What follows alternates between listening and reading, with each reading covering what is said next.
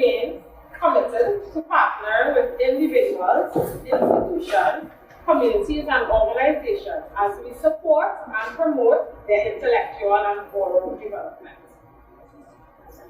I am Ms. Afisha Taylor. At this time, I would like to introduce you to the chairman of today's proceedings, Mr. Devanan Sukranan, a distinguished member of the Writers Guild.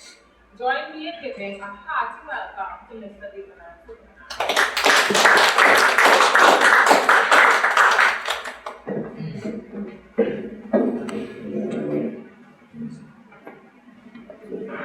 Thank you, Ms. Taylor.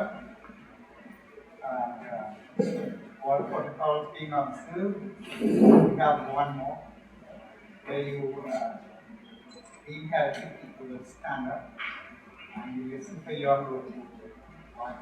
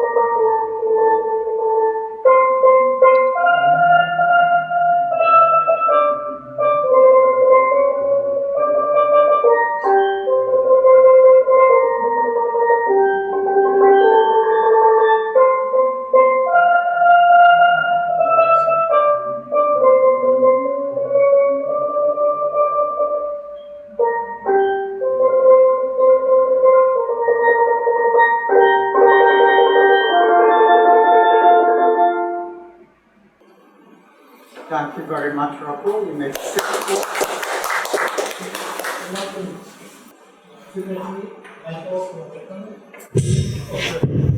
Right. Okay, no wonder you were not hearing me. I am not. I am not technologically savvy, so I don't know when the mic is on and off.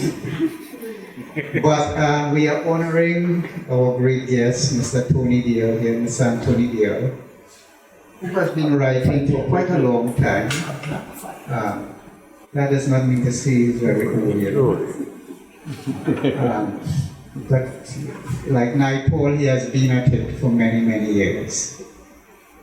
And even writers get their ideas from the spiritual world. It is said that everything begins in the spiritual world before it becomes, existent in the physical world. And so we must pray as writers and as fellow beings to the Creator for the gift of writing, creativity, whether music, writing, what have you. And so I would like to begin now the writer's prayer. So I ask you to put your hands together, not to clap, but to, in holiness, as I say the writer's prayer. O true and living God, I am a writer. I have given myself this time to write. This time is sacred. I will not waste it. I will not worry about the quality, word, or potential audience. I will just write. I will get the words on the page as they come, without judgment, without filter. I will write because I love it, because I have something to say, and because writing heals me. And when the time is up, I will let it go. until I sit down to write once again. Amen. And this prayer is by Zachary Phillips. So, we thank our Creator for a blessed day, for wonderful people who are here, and I think some of it will be on Zoom also, so it will be carried to different places. So now we continue. And I want to introduce a well-known man in different circles. He has lived in San Grande, he's lived in Trinidad, he has lived in America, and wherever else he lives. And he's no other than Dr. Johnny Kumansi. He is the MC for this morning's program, and so I will be alternating with him here and there, but he will be dealing with the majority of it. So I now call on Dr. Johnny Kumansi for MC.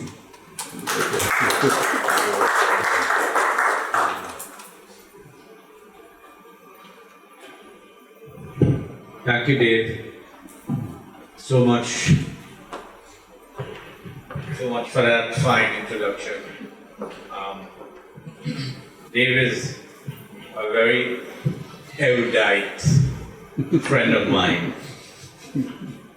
I know why I use the term erudite. It's an inside joke. Dave is also the editor of some of my books. And I'm so happy that he has done such a fine job on some of my works. Dave is essentially... And his... Yes, I must remember. Thank you, Indrani. And Tony's work. Dave has done real human work with Tony's works. In fact, both of us sat and we decided what chapters should go in both books. And we looked for some of them with the most humor. Very telling works. So I really try to interest you in getting those books. They're very, very, very good works. Dave, we sat together one day and we said, well, you know, Tony is the founder of My Trinidad, Yesterday, Today, and Tomorrow. The only online, free online literary magazine in the Caribbean region. And that itself is an honor. And Dave, we sat, we talked, we discussed, and we said, you know what? Tony has been writing for years. And so many people in this world have been reading Tony's work. I said, it is about time that we just named ourselves the Writers Guild of My Trinidad. And we said it's time that we celebrate this great author and writer, the master of the pun. Even my brother-in-law came and he visited me, Dr. Lester Horrell. He came and he visited me recently. And he said, yeah, these are Tony's works? I said, yes. He said, well, I've been reading Tony for years. He's the master of the pun. I said, you're quite correct, sir. So, here we are today. I mean, this is an auspicious occasion. And you will hear certain people reading some of his works. And we really want to thank also Rocco for that fine performance on Rocco is a little genius by himself. You know, I've known his grandmother, who was a librarian, Mrs. Nichols, who really assisted me when I was struggling to get books. And she used to keep certain books, especially science books, so I could read in the library in San Grande. And her son is Shannon. And we are very close. But there are other jokes that we share that I will not mention. So, I want to read a tribute first to Tony from the assistant publisher of My Trinidad, Mr. Kidman Young Guy. So let me go to my computer and read this, please. Okay. The interesting thing about Tony with respect to the paths he shared is how often he was ahead of me, in particular, Presentation College, San Fernando, Irie High School, and My Trinidad. He had a presence that could be demanding, but in the end, usually fair, results being a telling factor of his approach. The facts are many, but judging from the interest and comments in Facebook for his blasts from the past, there will be no shortage of friends and admirers to corroborate them and relate even more. I will stick to the three mentioned paths. In press, I first noticed him as a college prefect, a young man in dark shades, near menacing and strict, and highly regarded by the principal, Brother Jerome. He was likely in his last 2 years there, and I was in my first 2 years. He was in class with Patrick Manning, and from all accounts, he was an active and lively member. I have to Patrick joined us. There was a 3-year, a 4-year, and a 5-year group.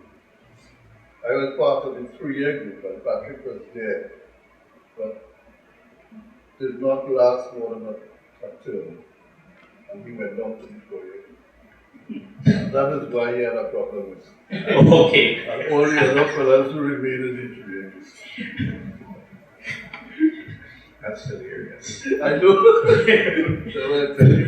And from all accounts, he was an active and lively member in class and many school projects. Of note was his representation in school debates and public speaking, both internally and intra-college competitions. Already his wit was in full flow, as ready and good with fatigue and old talk. His background was largely unknown to me until much later when I met him on Facebook and My Trinidad.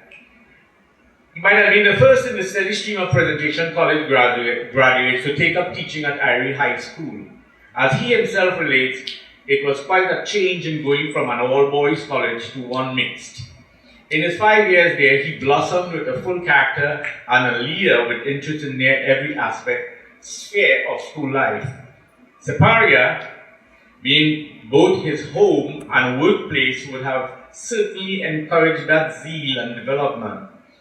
So he was fully engaged, not only in his classwork, but drama, college quiz, debates, sports, and even in the graduation ceremonies, and from all accounts, ushered in the first college dance there. It was on Irie netball court that he met another future Prime Minister, then Kamala Persad-Bissessar. I'm sure as her coach, he would have noticed and nurtured her ability to fight and win. His remark, though smaller than most, the tenacity was clearly there. When I was on staff at Irie High School in the 70s, I saw him occasionally after school on the football field with members of the Separia football team. To my surprise, he was also coach of the Irie High School football team and went on to win a national final. That's very excellent. It was an amazing team to watch and cheer on, and I understood from some of its members that he was instrumental in their development. It was a busy and eventful 4 years that he spent there. Not surprisingly, he found his first wife there, and true to form, they were married on his birthday. I pause here. It was that type of school where one can seize the opportunity to grow and widen one's field of interest. That he certainly did, and did well. Outside of seeing him on TV with his Face of the Nation program, he remained an outsider to my life in Trinidad before I emigrated. He stood out with his insightful and highly skillful approach to information and guests.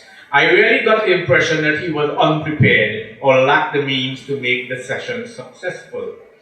It would be near 20 years after when we connected through our passion for words and a good narrative. I found him on Facebook through his blast from the past, which are his columns shared with many newspapers in the West Indies. Sadly, Trinidad is one of the exceptions. Of equal interest and value are his various posts on sports, local issues, and politics. It was through the online magazine My Trinidad Today and Tomorrow, which he founded and continues with a strong commitment and interest, that I got to know Tony better. What struck me in particular in the disclosed background was the trust and respect he gained with many of the Chinese community. Ni hao.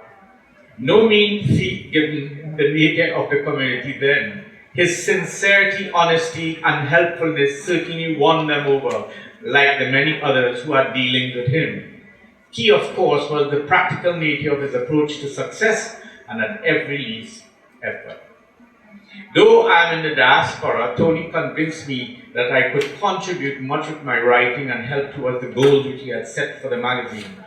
That involvement helped me to better understand the relevance of my Trinidad past and the role of the written word in keeping alive hope and faith in the island. You may not solve the problem, but as Tony would insinuate, you've got to at least try.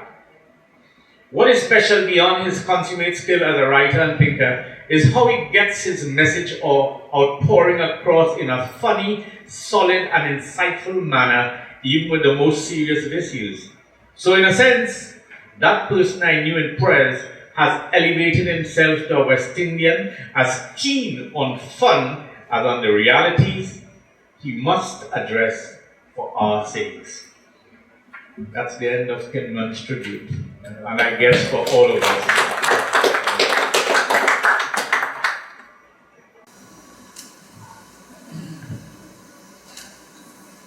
Okay, and we move on. We now will be presented with a song from Suresh Rampazar, Om Jai Jagadishi Hare. A wonderful song. If you could translate that, you will see how important that song is.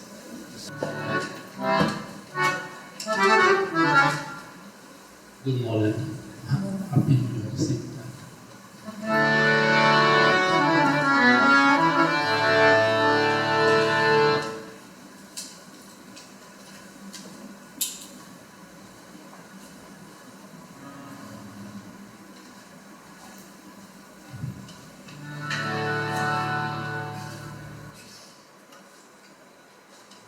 जय जगदीश हरे स्वामी जय जगदीश हरे भक्त जनों के संकट दास जनों के संकट क्षण में दूर करे ओम जय जगदीश हरे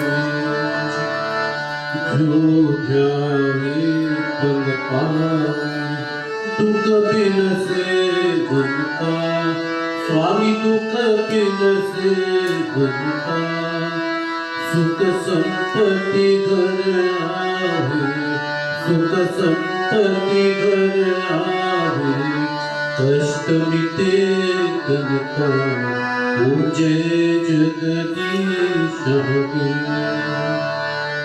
मात पिता तुम मेरे शरण कहूँ किसके स्वामी शरण कहूँ किसके तुम बिन और न दूजो तुम बिन और न दूजो आश करूँ किसकी ओ जय जगदीश हरे तुम पूरन परमात्मा तुम अंतर्यामी स्वामी तुम अंतर्यामी पार ब्रह्म परमेश्वर पार ब्रह्म परमेश्वर तुम सबके स्वामी ओ जय जगदीश हरे तुम करुणा के सागर तुम पालन करता स्वामी तुम पालन करता मैं मनोरथ कर भावे कृपा करो भरपूर ओ जय जगदीश हरे तुम हो एक अगोचर सबके प्राणपति स्वामी सबके प्राणपति किसी विधि निरोधया में किसी विधि निरोधया में तुमको मैं तुमकी ओ जय जगदीश हरे दीन बंधु हरता तुम रक्षक मेरे स्वामी तुम रक्षक मेरे अपने हाथ उठाओ अपने हाथ उठाओ द्वार पर तेरे जय जगदीश हरे विषय विकार मिटाओ पाप हरो देवा स्वामी पाप हरो देवा श्रद्धा भक्ति बढ़ाओ श्रद्धा भक्ति बढ़ाओ संतन की सेवा ओ जय जगदीश हरे जय जगदीश हरे स्वामी जय जगदीश हरे स्वामी जय जगदीश हरे भक्त जनों के संकट दास जनों के संकट क्षण में दूर करे ओ जय जगदीश हरे ओम जय जगदीश हरे ओम जय जगदीश हरे Thank you very much.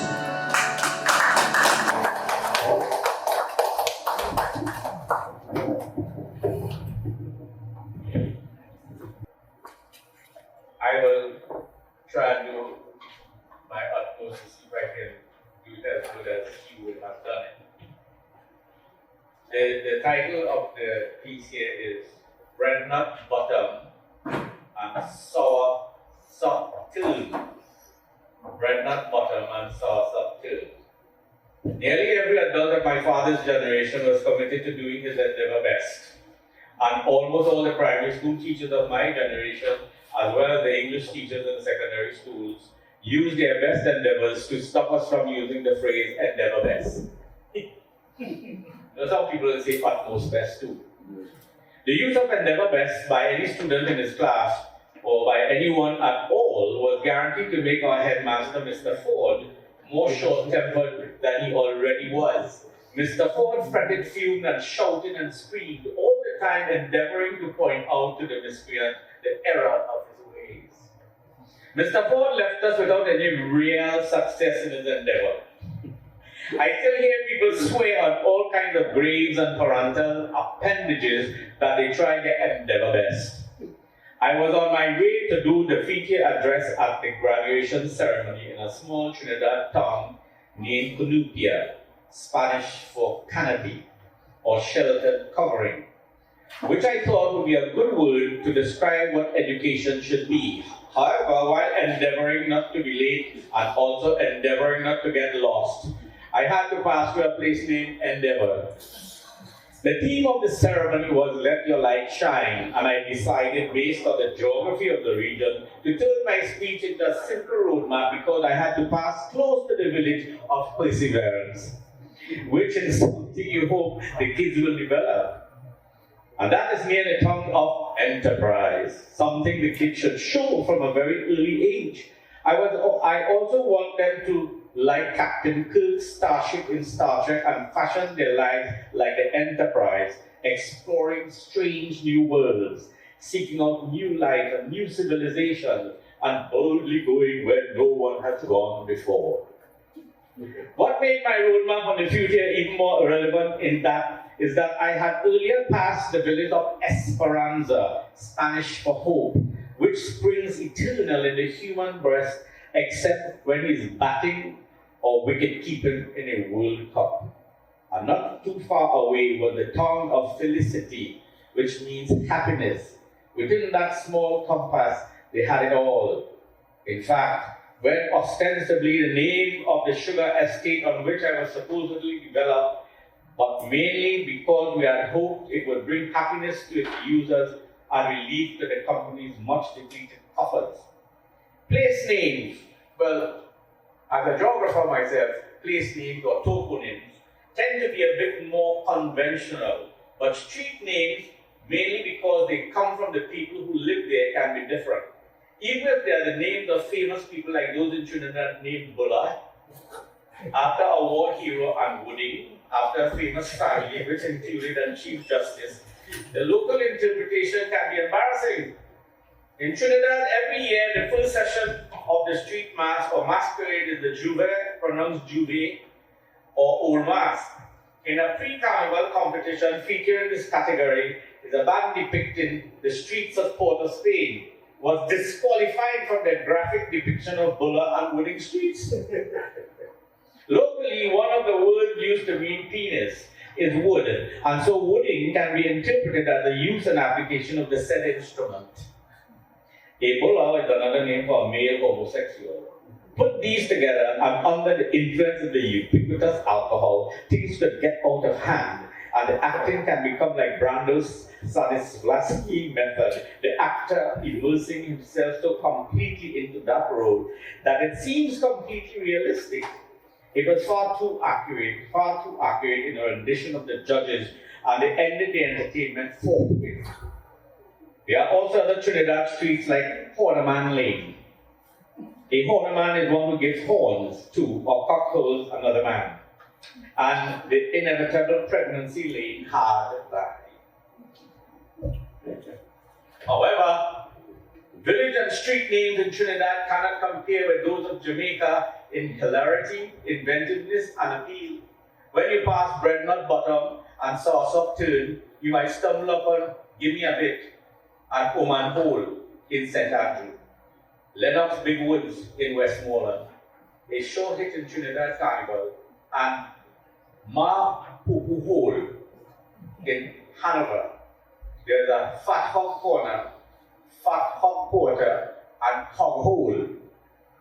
Puss Gully and Crutches Lane, Pum Pum Walk, and Cockburn Pen. These are not enough. Take your pick of Longwood, Shortwood, Cox Pen, Prickly Pole, and St. Elizabeth.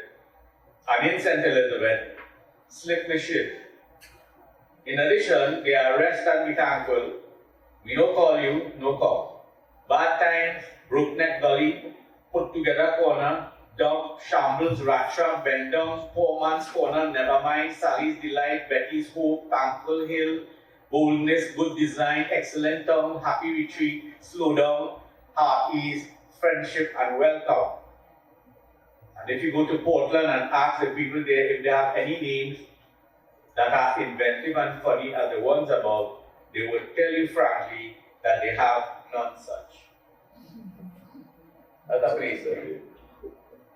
I was really uncomfortable when I passed through a place called Gas in Kansas. And my friend was driving. I said, Jeff, you just passed Gas. He said, are you crazy? You think I'll do that inside this car without rolling down the windows? I said, Jeff, you are a liar, you just passed Gas. Incidentally, a woman wrote a book called Passing Gas. About the same little town, Gas. I said, look in the back, in the rear, the gas. Was the sign. But you pass it so quick. It was such a short space that he said, you got clear, passing gas.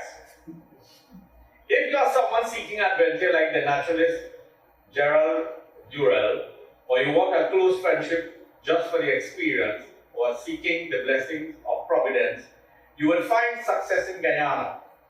It's a place where Bob Marley would have discovered both Babylon and Zion. And for those who believe that charity begins at home, they will find it ends in Guyana. Barbados has a few intriguing names, but it's a big deal for me is that for an island that is flat, there are more places with names ending in hill than even mountainous Jamaica, Trinidad and Guyana, including Cave Hill. There are 19 hills in all. One of my friends said, if you have such a flat country, it would take a lot of balls to have so many hills. I set him straight. When it comes to balls, Barbados has only one, and it is a plantation in Christchurch. Tony Deyal was last seen trying to find out the origin of the name of Trinidad village, Monas.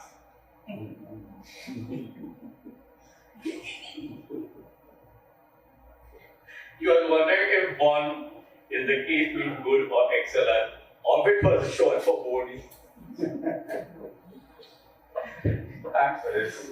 I had a good laugh when I read this.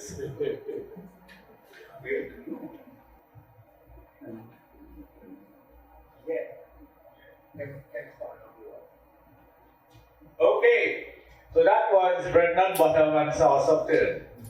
Quite enjoyable piece of writing too. I have more fun writing than many people But that's so important in geographic terms as a cultural geographer. I go about the place looking at different place names, and you ask, the thing about geography is asking the why of where. Why did they name this place that way? You know, and yeah. Okay, we were supposed to have a salutation from Rainier Mirage, our editor for My Trinidad, but up to now he's not here. Now we have a reading, Man for All Seasons by Motilal Voodoo Singh. Motilal Voodoo Singh is probably the chairman and director of Prose and Poetry, a very astute fellow, and he is also one of our authors and writers for My Trinidad.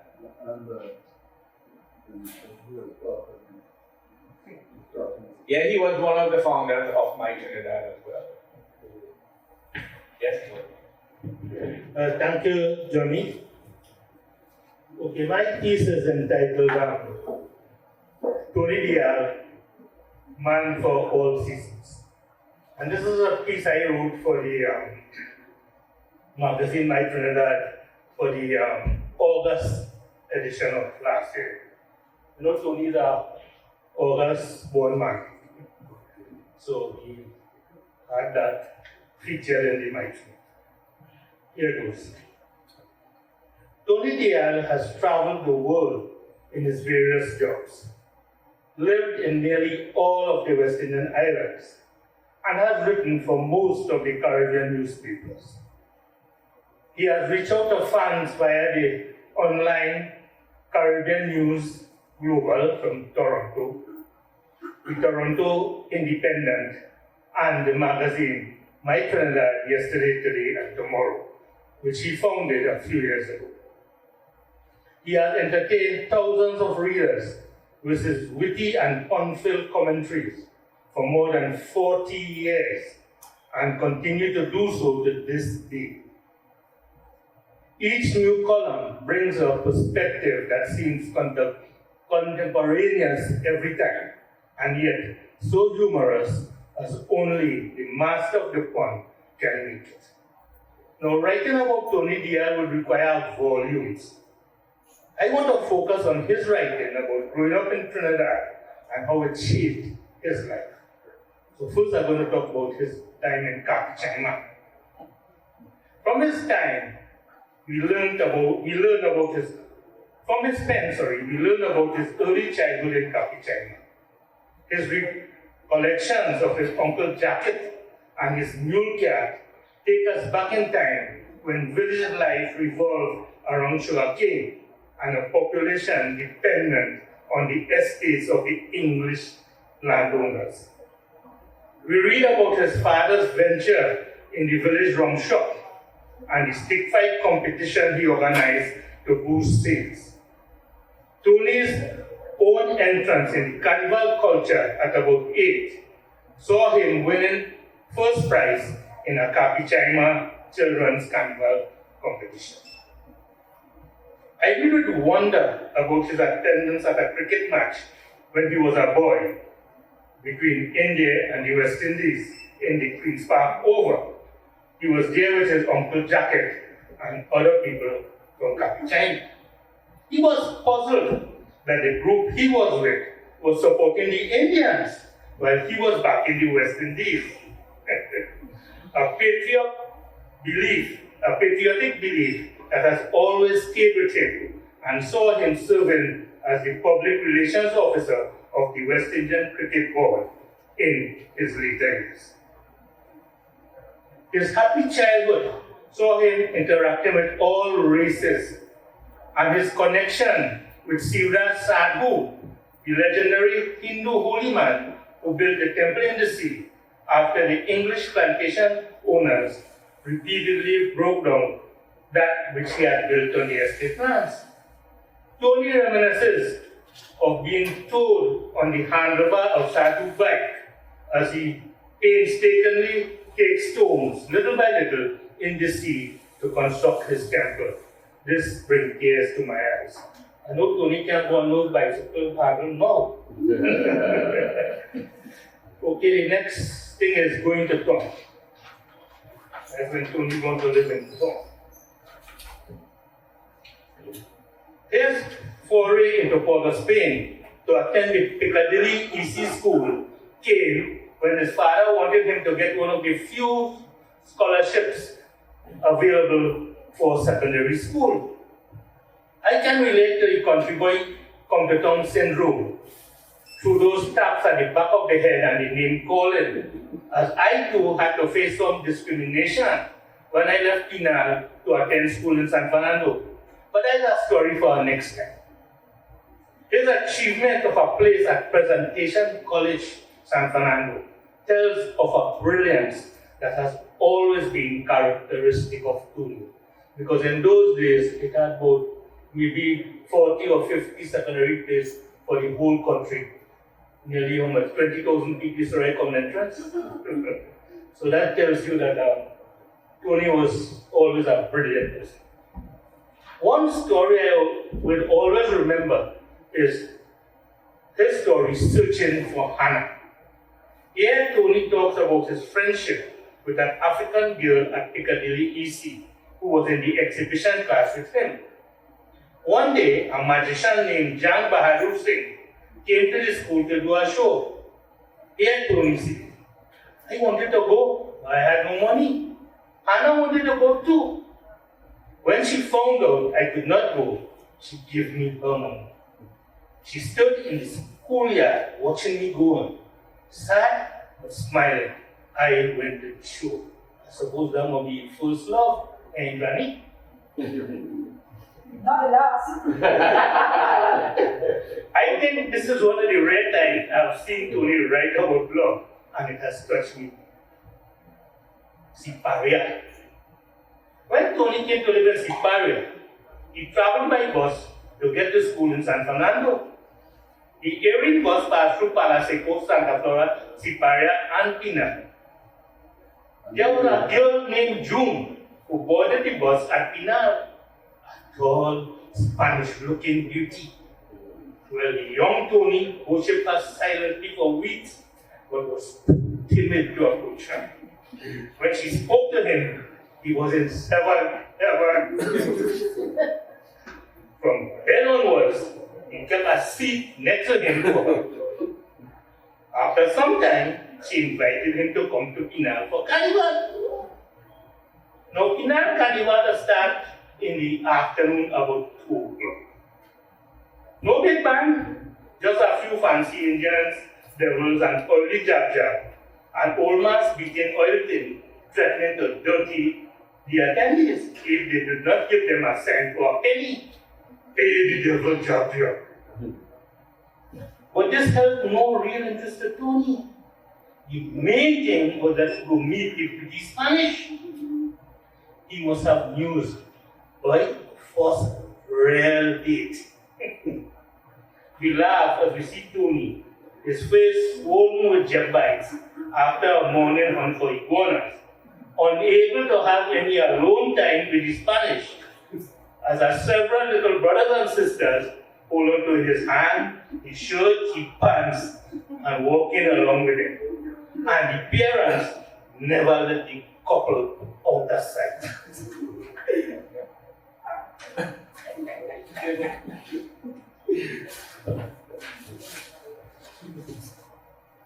But it is Tony's stint as a teacher at High School in Siparia that really stands out. Although I attended Montserrat in San Fernando, many of my friends went to Ivory.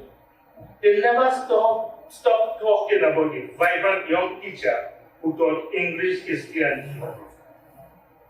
Tony was just a wee bit older than the students, and he impressed them all. Even today, over 50 years, they still love him. As a matter of fact, the geographer is one of Tony's stupid. Yes. And they still regard him as the best teacher they ever had. They tell how he inspired many of the professionals, the engineers, the doctors, the lawyers, the teachers who come from San Francisco, Pinal, Siparia, and Davie. We all talk about Tony's influence. Among the students were former Prime Minister Kamala Persad-Bissessar and her husband, Dr. Gregory Bissessar. He was also the basketball and football coach. And yes, he led Ivory to the only ever national title in football. That was sometime in the early 70s. And Ivory never even reached a semi-final in the South Intercol after that. There was also another side of Tony while he lived in Siparia. Gambler, drinker, lineman, sportsman, parandero, he was all. His poem, Wake the Night, gives a picture of his lifestyle during those years when he was just a little bit white. I hope that we'll have that poem in the My Trinidad soon. Tony Deyal has influenced my own writing. I have tried to copy his style. He says of his writings, my writing style is cinematic. What like the old Plaza Theatre in Siparia or Gaiety in San Fernando. While I write for people in house and a bit of highfalutin thing for people in balcony, I make sure that I have something for those in faith. Indeed, Tony has devoted reasons among all people. Tony has published a book. Tony Deyal was last seen, it's across there. He has also done a second book, A Blaze of Brass and Glory, a cricket book. There are collections of his various columns in the various newspapers over the years. They are gems, and I recommend it to all lovers of great writing. Thank you. Thank you very, very much, Oti. That was a real good man for all seasons. See, I like the chairman, Mr. Sutnaran, to come to the podium to introduce Rocco and his high-ranking qualities on the state. He was born in Africa, of Trinidad parentage, as you can see. And educationally, I'll be reading some stuff here. Rocco is a former student and class prefect of Whitehall Presbyterian School for people in the South. This is in Sangre Grande area, right? Where he served as a section leader of its two-time National Junior Panorama Champion Steel Orchestra, and that is 2019 and 2020. And when I speak to his past principal, Ms. Indira, she's always mentioning his name, and I'm always seeing something with him and his parents on Facebook. I don't go up too regularly, but I do see it.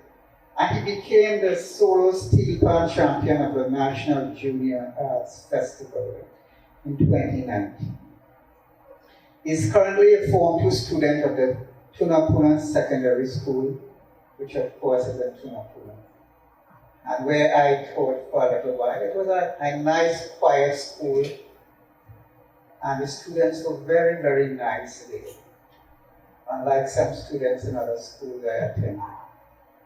And musically, Rocco is a former member of the Republic Band Exodus-based Exocabs Music School, which is in Tunapuna, Rocco, I believe, right? Right. Because I know Exodus is in Tunapuna, right next to Republic Band. No, sorry, Usharia. Even though they were sponsored for many years by Republic Band. Where he became the valedictorian at the Republic Bank Right Start Plan Minors Music Literacy Level 1 program at UE in 2018. He is currently the youngest member of both the First Citizens Supernova Large Band and its stage side, by also being enrolled in the Manet Academy of Music, where he attained grade 3 music. And what is very interesting as I read Rocco, I don't know if you're a member or your parents are members of these 3 bands, but I see they are vying for your sponsorship here, So who knows what they're going to give you later, right? Now, so this is the Associated Board of the Royal School of Music in 2021, and a grade 5 certificate on the tenor plan at the Department of Creative and Festival Arts based at UE. So this is a tiny young man, but you can see he's filled with talent, filled with gifts, and we expect to hear more of him, not only in Trinidad and Tobago, but probably in the USA, Canada, Europe, and in going back to Morocco, to Africa, where you were born, right? Indeed, the whole world. So we thank you for adorning this area, as it were, with your presence this morning and your parents' acceptance of you coming here. And now you will entertain us with some of your musical gifts. So, put some hands for young Rocco.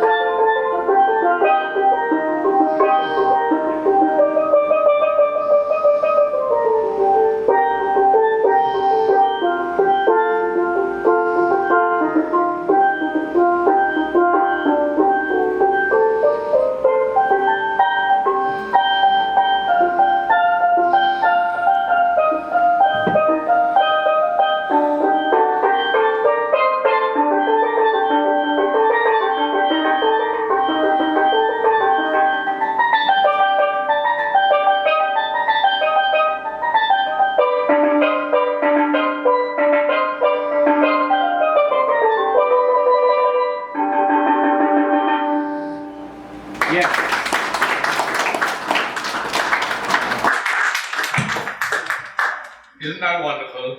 Yes. If all our children would pick up musical instruments, we'd be so much a happier state. This is excellent. And to know that his grandmother was probably one of my greatest mentors, I really appreciate that, Chuck. Thank you, Rob, Thank you.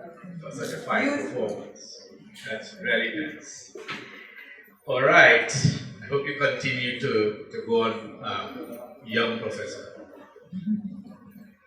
I knew Professor Fillmore personally. We were friends. And it's quite sad that he had to move off the scene. But there's always a replacement. And I met Liam T personally at my last institution where I taught in North Dakota, and it was quite an inspiration to me. And the reason why they asked me to come to that school because to teach, because they knew I did my doctoral work on pan.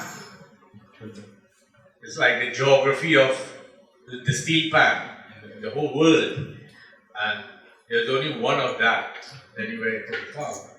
And they said, why we want you to come here? We have way up in North Dakota, that cold land. We want you to come to the music department, the percussion department. We have some pans here, I was quite surprised. Pans in North Dakota? Good. And there they were, and I learned to beat pan in North Dakota. And the reason why I'm saying this because I used to go to a church where they didn't want to have pan in the church.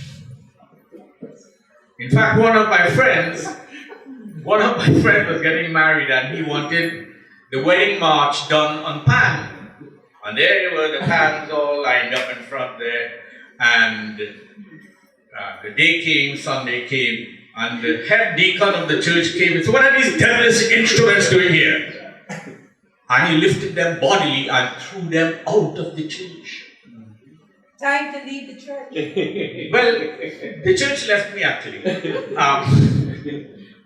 So the pan, they were chrome-plated, expensive pans. They were all banged up and so on, But I am not a defeatist. I am a revolutionary. So I decided, okay, you threw the pans out of the church. I'll show you where to find pan. And this is our culture. And if we can't accept that, well, something is really radically wrong with us. And this is so beautiful that it lasts, despite the deacon. The pan is now in the church. Thank God. Thank God. Right, so we want to have Pradesh Bolu sing. Is Pradesh here? Yeah, and he will do a piece by Tony. Tony Deyal was last seen again. Running Amok. That's quite an interesting piece.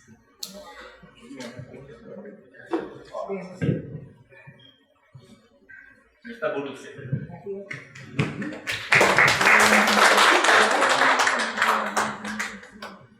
A pleasant good morning to all. As introduced, I'll be reading the story Running Amok, and I hope I can do it justice. First of all, what is amok? Well, if we check the dictionary definition, either we get a donkey, B, a stupid fellow, or an Australian term meaning an inferior horse. So now we have running amok. We in the Caribbean deal with our stresses and strains, our trials, travails and tribulations, the agonies and ecstasies of daily life, each in our own particular and often peculiar ways. Some of us run a mile, some run amok. I run a moke, a mini moke.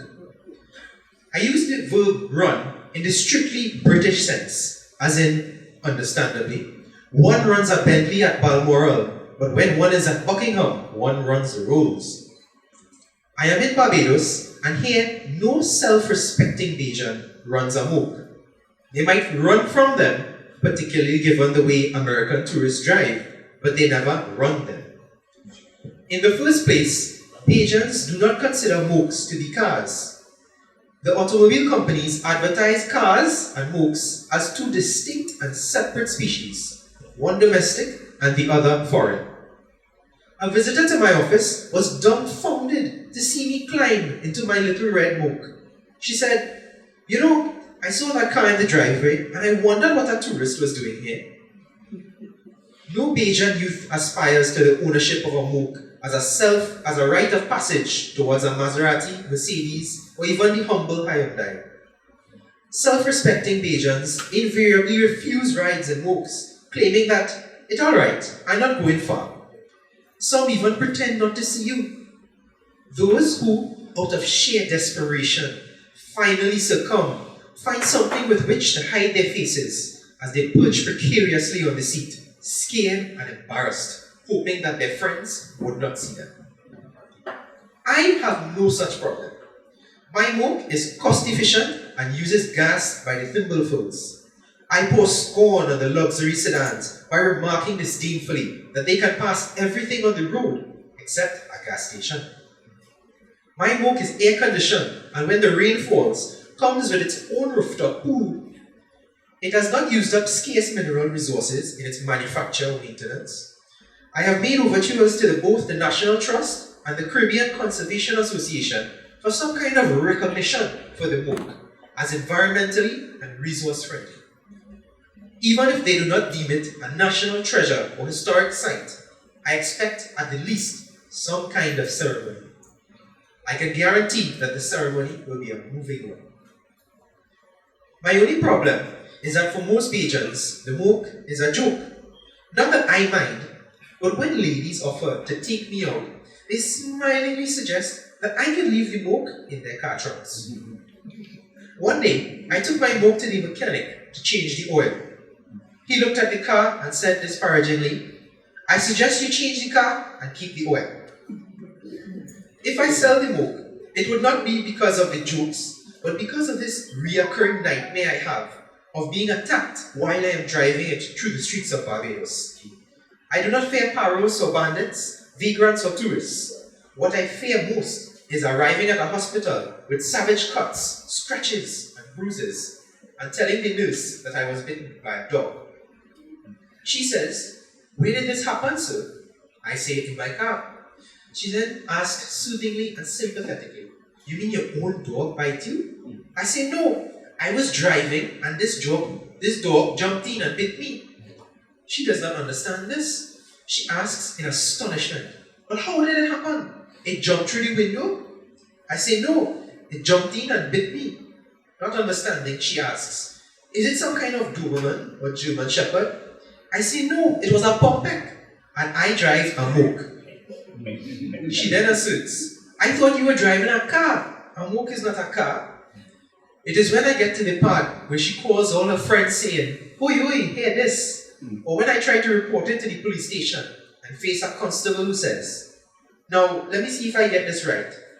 You say a dog attacked you in your car, that I feel the moke myself, that I feel like a moke myself, and resolve when I wake up to call the nation's classified ads department." Tony Deyal was last seen on Highway 7, frantically driving a red moke pursued by a large Great Dane named Marmaduke. Thank you.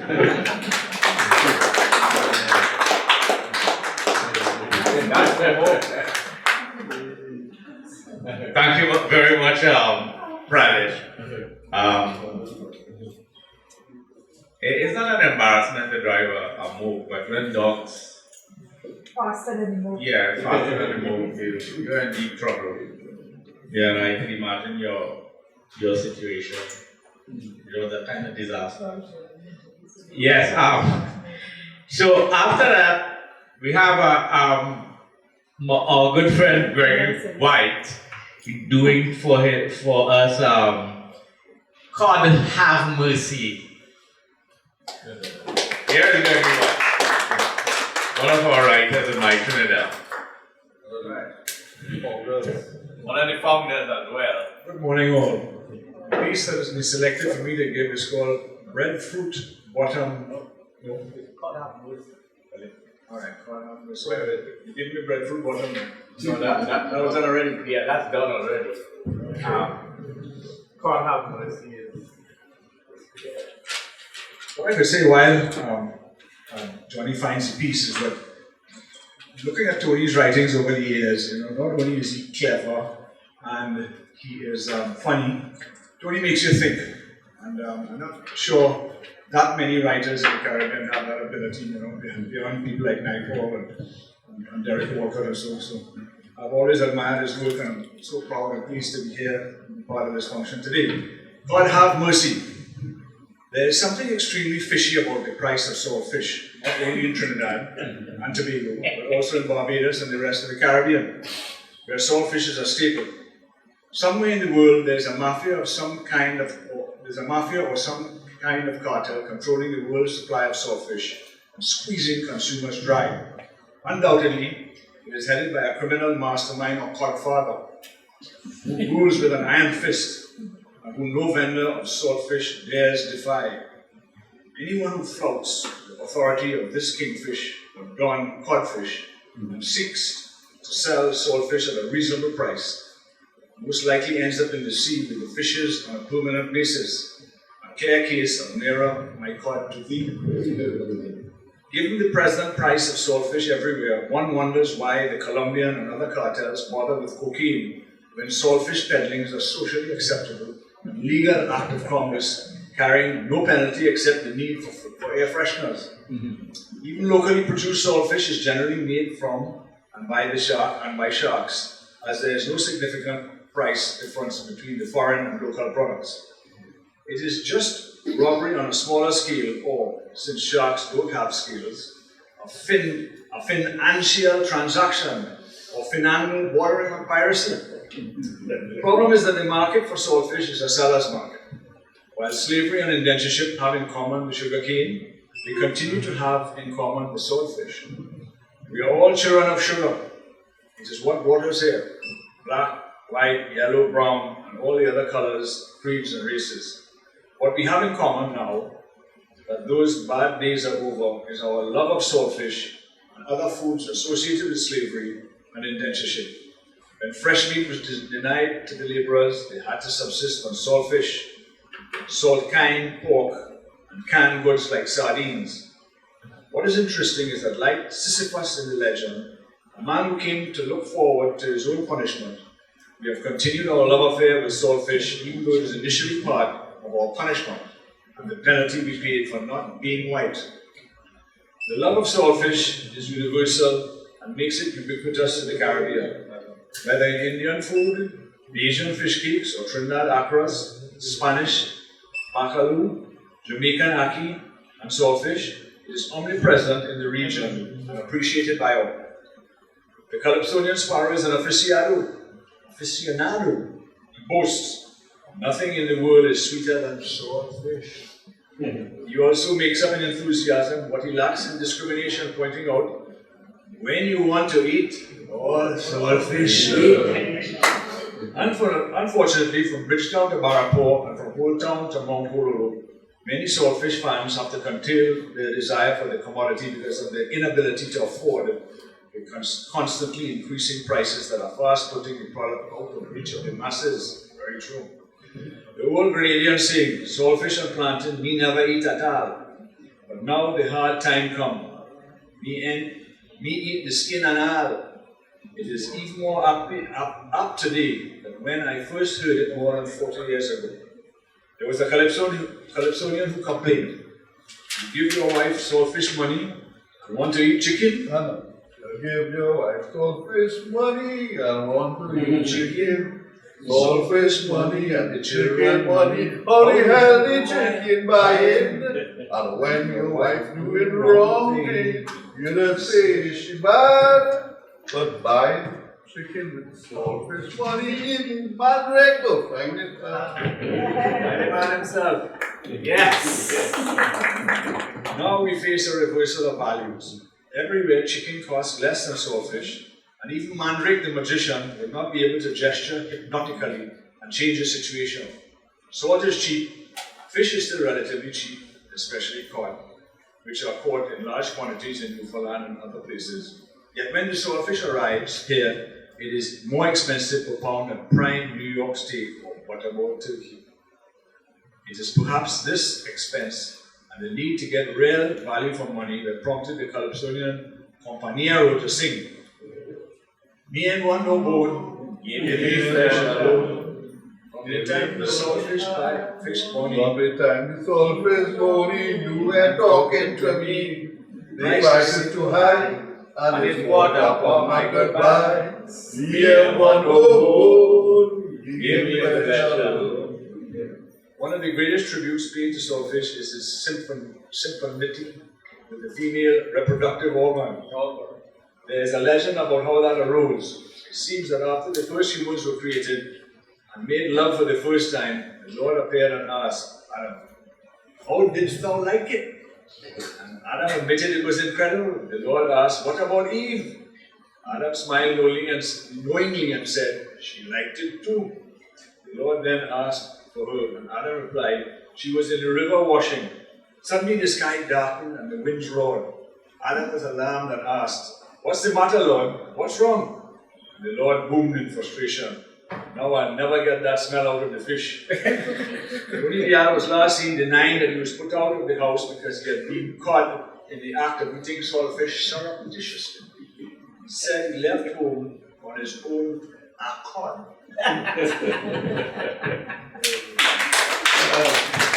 Thank you very much. Thank you very much, Gregory. Well, you know, that's a piece that I really enjoyed reading because of all the innuendo. You know, and this is what life is about. You go through life, you know, and you meet some things and you have a good laugh.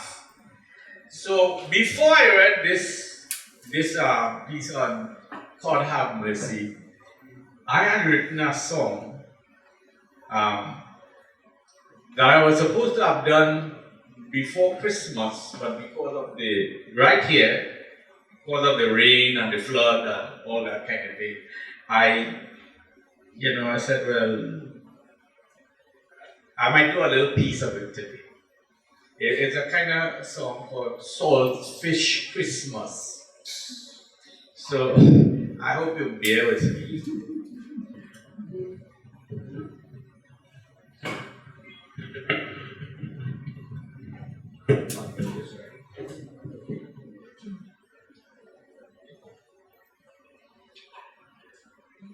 Rocco, you'll have to learn this one.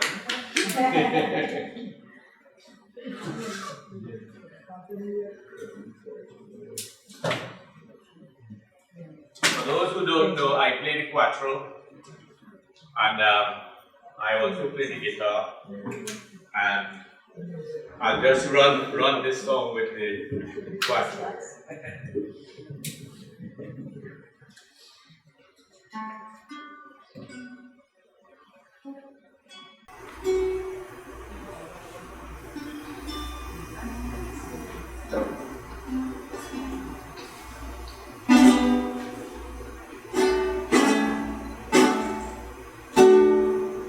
Christmas is a time to sing and dance.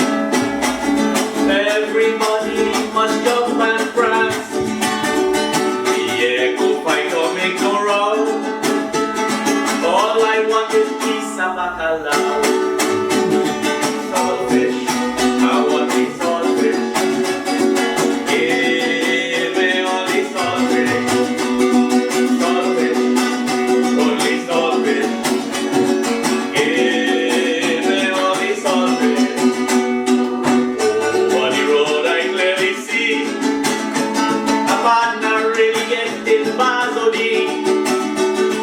Ask any wife for curry goat.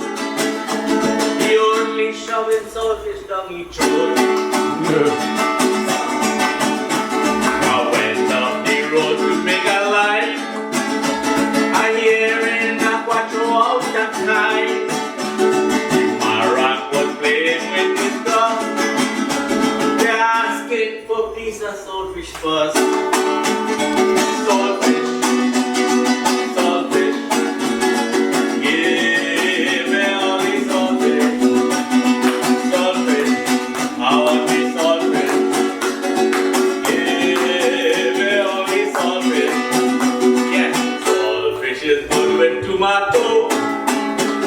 And if you like the colatro, don't care if the saltfish hard. Any kind of saltfish makes me glad. Saltfish bourgeois is what I like. Roast ball and pork and take a hike. Whether I boil or if it's fried, if I get it, I will cry. Christmas Eve night I had a plan to taste all the saltfish in the land. When y'all tell me she can take that stress, she go serve all she saltfish to the guests. And when I went over Christmas Day, this is what she had to say.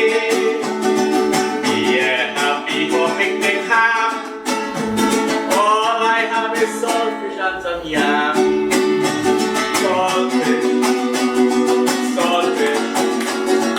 Give me all the saltfish. Saltfish, I want the saltfish. Give me all the saltfish. Last one. This year for saltfish was so grand. Sprung down the keeping piece of ham. Keep all the pork and all the pig. Saltfish is the sweetest thing but thick. Saltfish, I want the saltfish.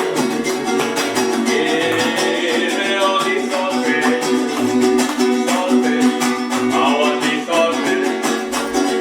Give me all the saltfish. Rocco?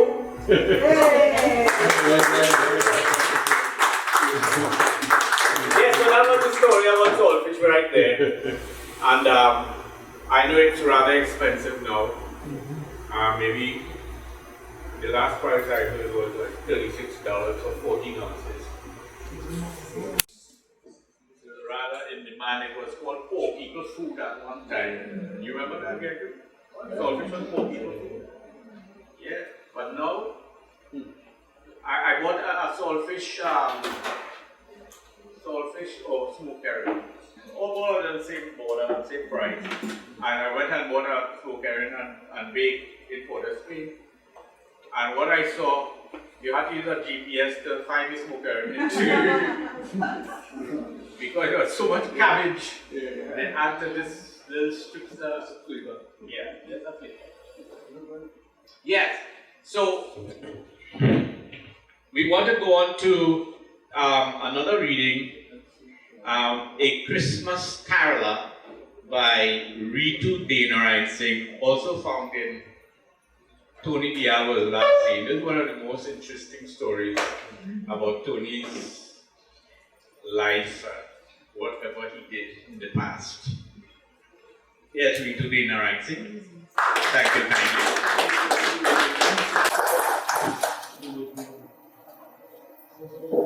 Thank you all. Good morning, everyone. It is quite an honor to be reading this excerpt. In particular, it's a long time since I've seen Tony and the group, so thank you so much for this opportunity, Tony and John.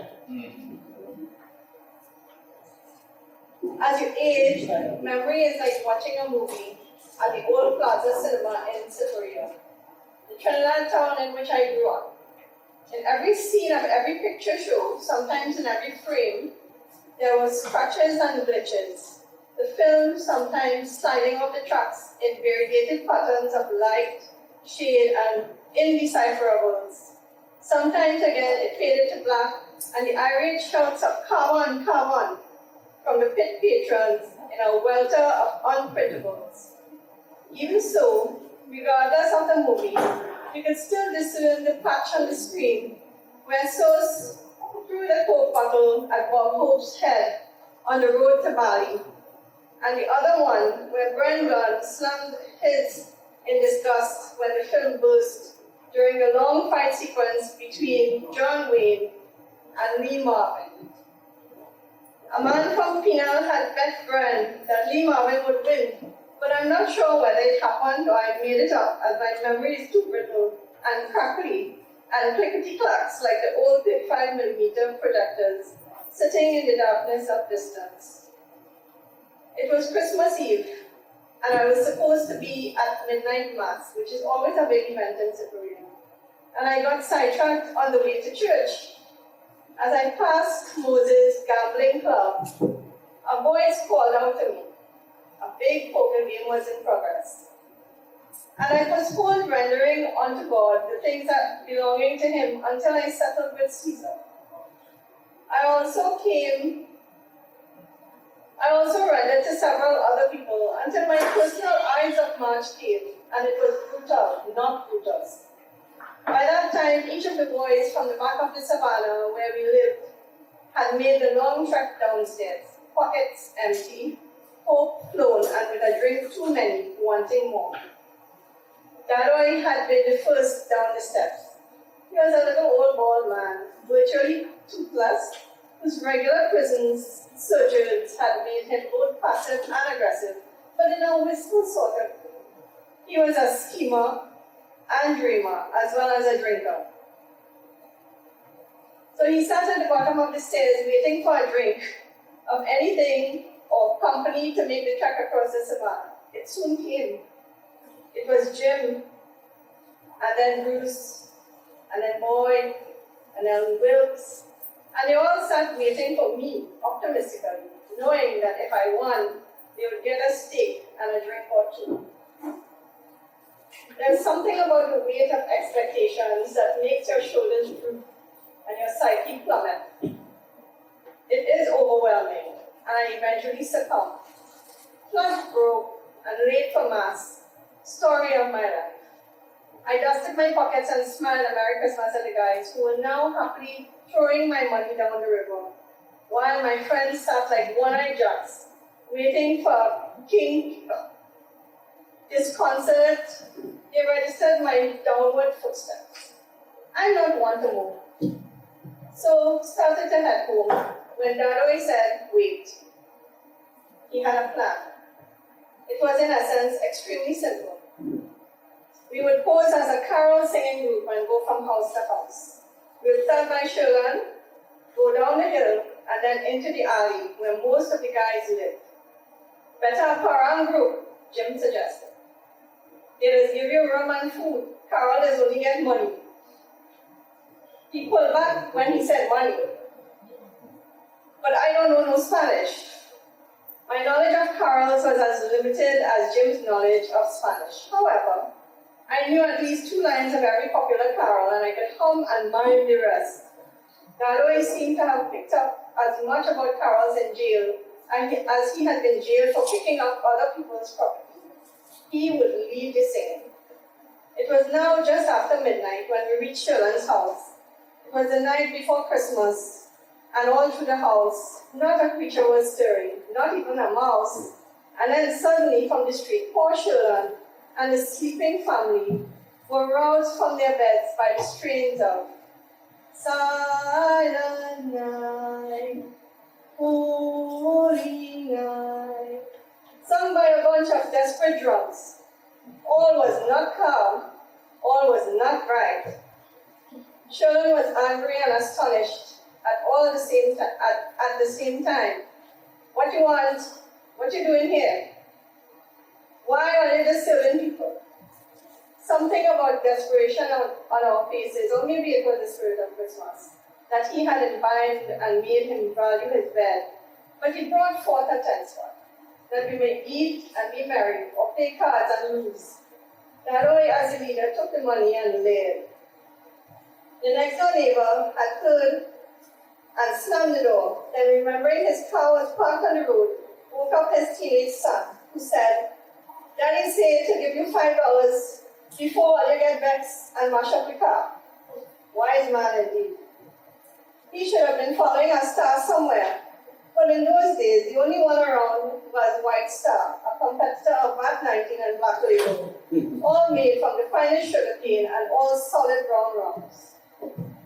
We spent a profitable hour traveling a far field and fountain westward, leading capitalizing on Silent Night syndrome. Essentially, people were willing to pay to keep it that way. We occasionally mix our repertoire and wish people a Merry Christmas and a Happy New Year, but they did not reciprocate. They paid, but with surly spirits. At a couple of houses, forewarned by phone, bush telegraph or smoke signals, or just a noise, the dogs were waiting. And we gave them a white bird and a couple of pebbles for their pains. I think it was Daroy and his mischievousness, which even prison had not quelled. Whatever the reason, when we reached the next house, what was in total darkness, he struck up. The first Noel, and we followed raucously. When we hit the chorus, Noel, Noel, it was then it hit me, but by then it was too late. Mrs. Noel was up first and started to shout. All your no good so-and-so, this and that and the other ancestry-based expletives deleted. You have nothing to do but wake up people in their bed, etc., etc. Mr. Noel jumped out of a dream of swimming in jack iron and pulled out his wicked shining blade, shouting to, and running outside in his sliders or homemade boxer shorts, and threatening to kill everybody and their mothers, fathers, and related anatomical attachments. We scattered, and as I hit the road, I ran into one of my friends who had been expecting me at church. She smiled sarcastically. Merry Christmas. You told me to wait for you at church, and you didn't come. What you have to say for yourself? And all I could say was Noel, Noel. Still looking behind me nervously. Days later, when Daroy finally surfaced, and we asked for our money, he claimed to have been so scared that he dropped the money somewhere in the bush. It was never found.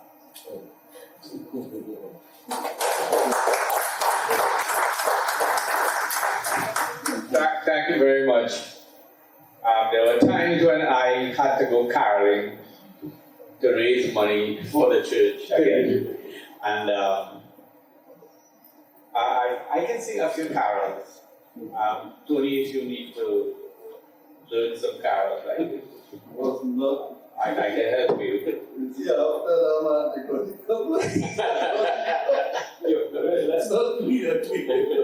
You won't be the first and the last one. Right. Yes. Alright, somebody sent a nice little 8-liner here to be read as a kind of salutation to Tony. Angela Pritansing is one of our writers, was one of our writers as well. Was she a founder? Pritansing? No. But she said here, Tony Deyal, the face of the nation, gives us room for contemplation. Founder of My Trinidad Yesterday, Today and Tomorrow, his humor and wit never brings us sorrow. Instead, he makes us laugh and think and digest all matters with a wink. This presentation, I'm so pleased he's one of many more still to come. Thank you very much, Angela. And now we have come to a point in time where we will make a presentation to Tony, and it's a wooden trophy with brass engraving or whatever, and it was designed, I sat and I designed it, and I did some carving on it, and I created this trophy with a feather dipping it into an inkwell. And helping me out with this trophy in providing the materials and the wood and so on was a friend of mine who is a cabinet maker as well. He is Rossi Rampasad. And he also went to the Guayco Presbyterian School. And he also went to Northeastern College. So we are from Sangre Grande and we do these kinds of exploits. So I'll just reveal the item and I'll make the presentation to Mr. Tony Deyal for his exploits.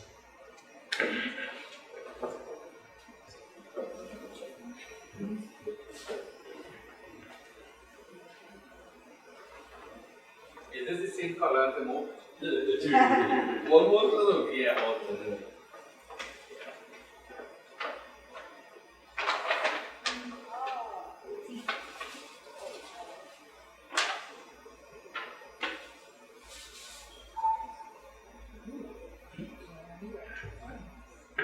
Tony Deyal, we take real pleasure in presenting this to you because we feel that it was time that we should have done this. Thank you for all the work that you've done. This is going fantastic. And thank you very, very much, Johnny, and thank you all here. Tony Deyal, by the Writers Guild of My Trinidad Yesterday, Today, and Tomorrow. For his years of writing, teaching, training, and counseling writers and running for married couples. Thank you very much.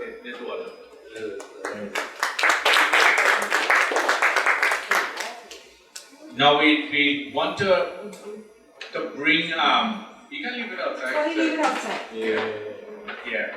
We want to bring online Professor Kenneth Ramchan to make his statements, his salutations. For about 5 minutes about Tony. So we can have that now, please. Okay.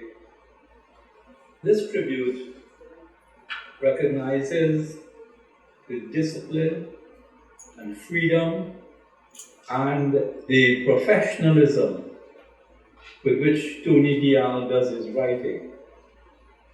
And it also tries to describe some of the main features of his writing process. He has never missed a column in his life and has never ever been late in submitting copy to his publishers. In this respect, he has mastered time.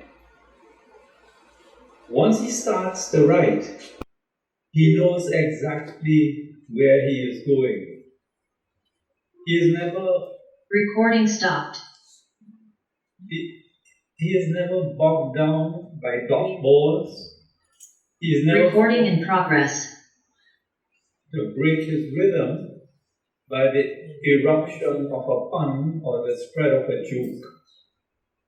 He is always like the best batsman, with all the time in the world to make his shots. And this is because he knows his purpose. When and how he spots the idea for a column, what goes on in his head between spotting the idea and beginning to write, what invisible workmanship neither he nor his readers can tell. The taste of his puddings is always in the reading. Most readers recognize Tony's ability to mix the funny with the serious, the comic with the tragic, the trivial with the consequential, the flippant with the weighty, the surface with the depths, sometimes leaving you not too sure which is which. It is also well recognized that although we refer to his writing as columns and classify them as journalism, most of his pieces are stories. He is noted for comedy and humor, but I choose to focus today on Tony as a serious writer, quite frightened by what is happening to our Trinidad, but fighting against the dark in every bright story and looking for positives, even in the most discouraging circumstances. And so I want to refer to this most unrelentingly serious story. And this is one called No Peace in the Valley. No Peace in the Valley is a lament for the doom shrouding the island of Trinidad. The story makes early reference to the news of the murder of 7 local fishermen and ends with that incident again, evoking on the way the bloody exploits of Boise Singh, the original pirate of the Gulf. In between, we see the lowly paid toil of men and women in the cane fields, the squalid barracks where the indentures used to live, and the vendors with vans, local capitalists exercising monopoly over the catch of fishermen returning home in the dark. The story is not political, but it watches the expanding sugar company as it gobbles up other estates and factories, builds prime housing for managers, paints the feet of trees white, but leaving the shacks of the workers unadorned. It tells us with a stiff upper lip about the shutting down of the sugar industry and the displacement of so many lives. At the heart of the story, however, is a memory of a heroic peasantry's contribution to the food supply during the Second World War and in the years of rationing afterwards. Also standing out is the defiant and culturally assertive epic of Ciudad Sadu, building the Temple of the Sea, where the sugar company denied Hindus use of the land. At the end, the story of Orange Valley becomes the crisis of the whole island. Code Orange comes to be the signal of a dark age, coming to the whole island. A gloomy picture. But we are given Ciudad Sadu and the honest toil of agricultural workers feeding the island. The story ends with the strongest of positives, the words of the daughter of one of the 7 murdered men. He says, "What I learned from my dad is that life is short and brutal, and the best way to combat that is with family, prayer, and a good laugh, and an ability to appreciate the small moments of joy, because you do not know if this is the last time you will see them." Thank you.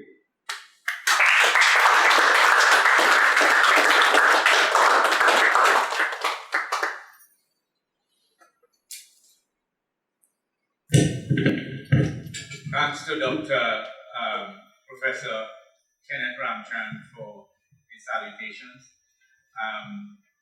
We really appreciate that, and I'm sure Tony does as well.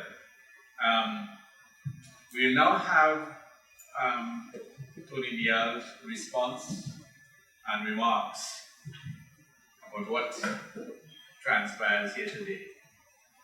Thank you.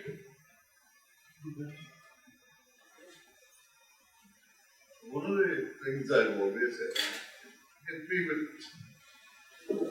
more with my friend Stalin. If you have to give me something, being who I am, don't wait till I'm there. Do it like now, where you can listen to the youngster, see the future, see the past, and live in the present. And I thank all of you for giving me the present as a present. Yes. You know, I really feel honored, I stronger. I have my beloved. Are you ready? So you need this? Oh yeah, you need it. Sorry. What is the best way of doing this? Okay. Yeah. Johnny, when I come in here, before coming here, what should I wear? You say, wear what suit? You see?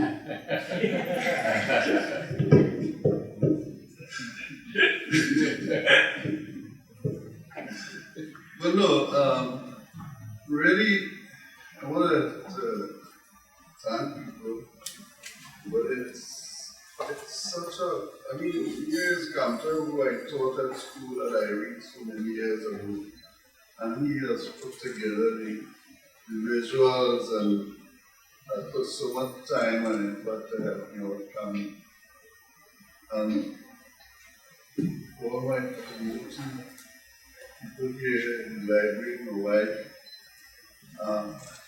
it's really something that is worthwhile. But the point I want to make is when I started my Trinidad yesterday, today and tomorrow, it's not about Trinidad and Tobago. When I worked with Eric Williams, and I worked with him until his death, he never said Trinidad because he knew that Trinidad is a completely different country from Tobago. Two different countries. And the British had put it together just for their own comfort. Not ours. We made Trinidad and Tobago, but we are two different, completely different countries. And I was born in Trinidad. I wasn't born in Trinidad and Tobago. And this is why I started my Trinidad yesterday, today and tomorrow, because many people in Trinidad, born in Trinidad, don't know about Trinidad, that Trinidad. Where I was living in Caribbean, and whether black, white, pink, whatever, all away for one people. We lived closely together. And one lady with she, Miss Robinson, come from one of the islands, and you know, we all were one people. And that is missing. And bit by bit, the distance between the races is growing rather than coming closer. What is even worse for me is that we're waiting until people die to remember them and to talk good things about them. And I feel, and I want to ask my Trinidad, to ask Johnny and Moti and everyone else, that if we can, in every magazine in the future, every issue in the future, to feature one of the older people who's still around and get a sense from them about my Trinidad tomorrow, what they would like to see. In addition to which, we have a youngster here. He is my Trinidad today.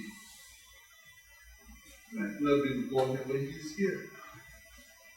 And so, in addition to having an older person in my Trinidad, to get a young person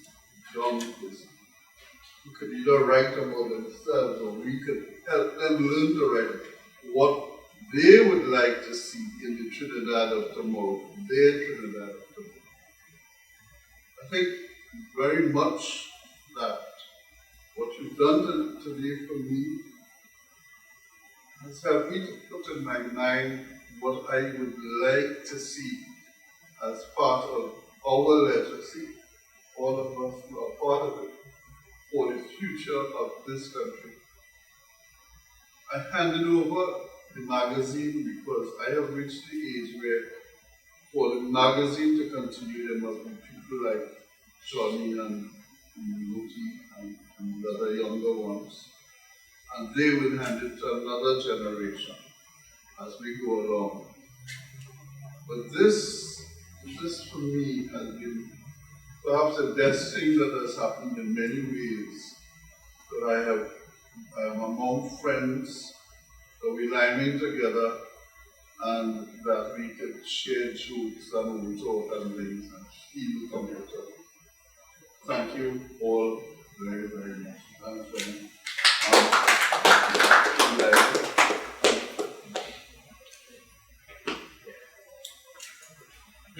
We'll now have Motilal Guru Singh to make a presentation to the library.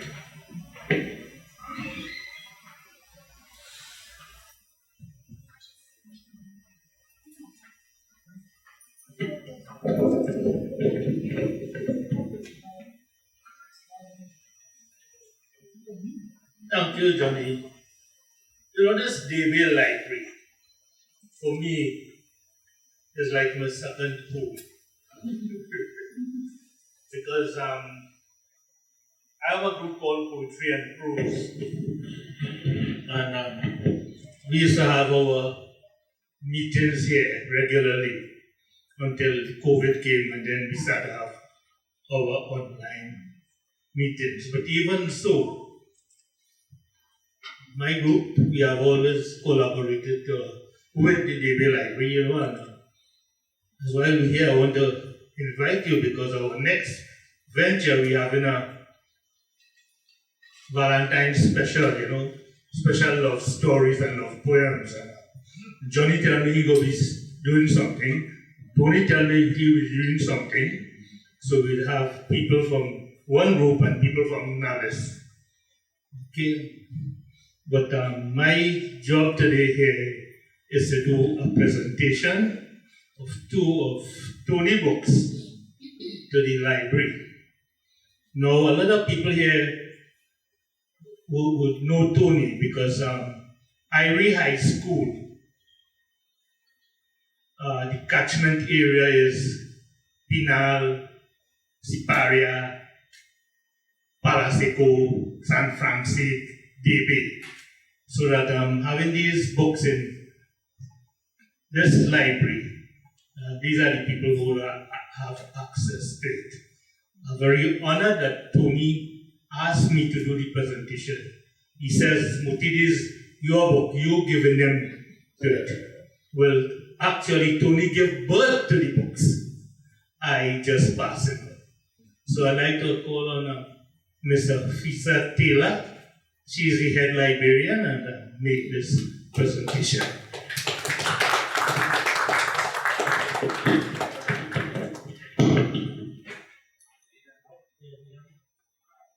Okay, so come down and listen to another. You know, long hair, out here, with you. And I'm a white permission to say so. Okay, so this here is Tony's book. Tony Deyal was last seen, a collection of his columns that have appeared in the various Caribbean magazines and newspapers over the years. And this here is his new production. Tony is a great cricket fan, and when I read a talk about his love for cricket and also his love for West Indian cricket, because if you remember, I spoke about that when he went to the cricket match, and that is to be something, it's a reality. The Indian in Trinidad supported India, they supported West Indies, so Tony won't ask me about how will you support India?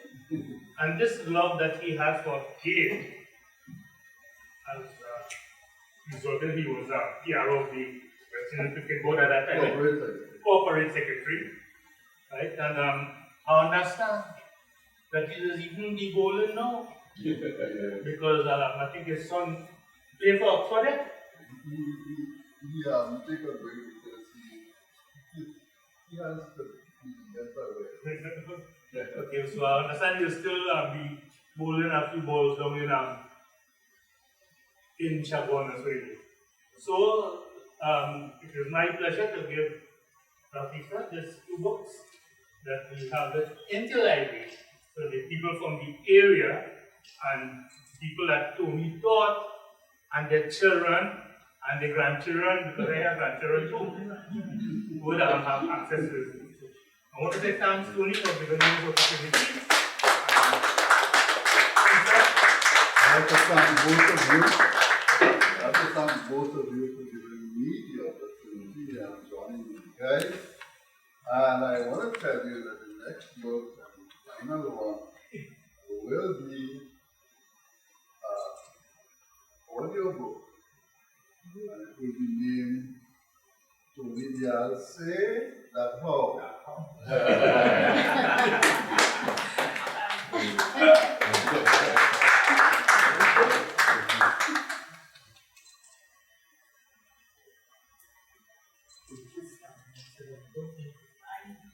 Okay, Johnny, thanks.